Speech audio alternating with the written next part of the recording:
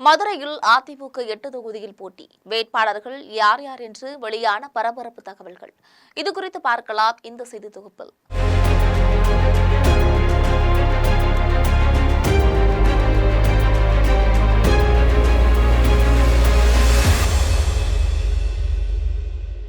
அதிமுகவினை பொறுத்தவரைக்கும் வரக்கூடிய சட்டமன்ற தேர்தலில் போட்டியிடும் வேட்பாளர்கள் தேர்வு மிகவும் மும்முரமாக நடைபெற்று வருகிறது.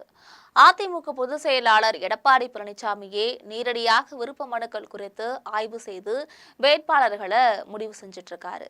அந்த வகையில முதல் கட்டமாக மதுரை மாவட்டத்தில் இருக்கக்கூடிய 10 தொகுதிகளில் யார் யார் போட்டியிட போகிறார்கள் என்கின்ற பட்டியல் விவரம் வெளியே கசிந்திருக்கிறது. முன்னதாக அதிமுக நேர்காணல் என்பது விருப்பமனு கொடுத்தவர்களிடம் தனித்தனியாக நடைபெறவில்லை.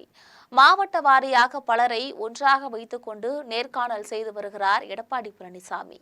அந்த வகையில தங்களுடைய தனிப்பட்ட விஷயங்களை தெரிவிக்க முடியவில்லை, மேலும் காலமின்மையும் இல்லாததால எங்களுக்கு சரியான வாய்ப்புகள் வழங்கப்படவில்லை என பல நிர்வாகிகள் மனக்குமுறல்ல இருக்கிறார்கள் என்பதும் குறிப்பிடத்தக்கது. இதற்கிடையே முதல் கட்டமாக மதுரை மாவட்டத்தை பொறுத்தவரையில 10 தொகுதிகளுக்கான வேட்பாளர்கள் இறுதி முடிவு செய்துவிட்டதாக சொல்கிறார்கள். அந்த வகையில மதுரை மாவட்டத்தில் இருக்கக்கூடிய 10 தொகுதிகளில் 8 தொகுதிகள் அதிமுகவுக்கு ஒதுக்கப்பட்டு நேரடியாகவே அதிமுக தேர்தல் களத்தில் இறங்குகிறது. மீதம் இருக்கக்கூடிய 2 தொகுதிகள் தேமுதிக உட்பட யார் யார் கூட்டணிக்கு வருகிறார்களோ அவர்களுக்கு ஒதுக்கப்படுகிறது. தற்போது மதுரை கிழக்கு தொகுதியில செல்லூர் ராஜு போட்டியிடுகிறார்.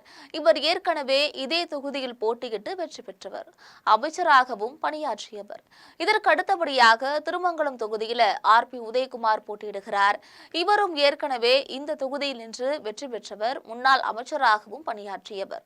தற்பொழுது எடப்பாடி பழனிசாமிக்கு வலதுகரமாக திகழ்ந்தவர். இது மட்டுமல்லாது கூட்டணி பேச்சுவார்த்தைகளை உதயகுமார் தான் முன்னின்று நடத்தி வருகிறார்.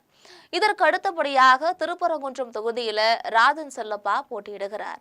அதேபோல் மதுரை வடக்கு தொகுதியில சரவணன் வேட்பாளராக அறிவிக்கப்படுகிறார்.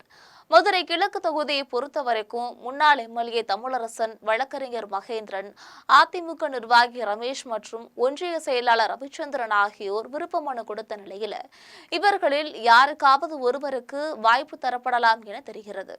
இதற்கிடையே மதுரையில் உள்ள 10 தொகுதிகளில் கூட்டணி கட்சிக்கு 2 ஒதுக்கப்பட்ட நிலையில் தேமுதிக கூட்டணிக்கு வந்தால் 3 தொகுதிகள் ஒதுக்கலாம் என்றும் முடிவு செய்யப்பட்டிருக்கிறது. இது தவிர கடையநல்லூர் தொகுதியில் போட்டியிடுவதற்காக 150 பேர் விருப்ப மனு கொடுத்திருந்தனர். இவர்களில் கிருஷ்ணமுரளி என்ற குட்டியப்பாவுக்கு வாய்ப்பு தரப்படுகிறது. இவர் ஏற்கனவே நடந்த முறை திமுக அலைவீசிய போதும் கடையநல்லூர் தொகுதியில் அதிமுக சார்பில் வெற்றி பெற்றவர், முன்னாள் இந்து சமய அறநிலையத்துறை அமைச்சர் செந்தூர பாண்டியனின் மகனும் ஆவார்.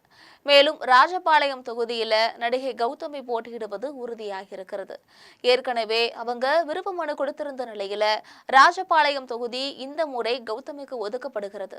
ஏற்கனவே நடந்த தேர்தலில் இதே ராஜபாளையம் தொகுதியை அவர் கேட்டிருந்தார்.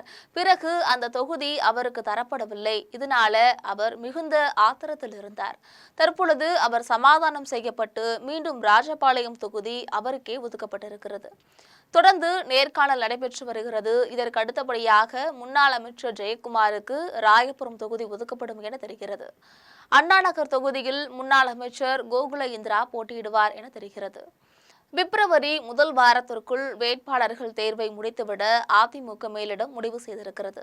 இதற்கான பணிகள் மிக வேகமாக நடைபெற்று வருகின்றன என்பது குறிப்பிடத்தக்கது. இதுபோன்ற அரசியல் செய்திகளை தெரிந்து கொள்ள ஜெம் தொலைக்காட்சியுடன் எப்பொழுதும் இணைப்பில் இருங்கள். நன்றி.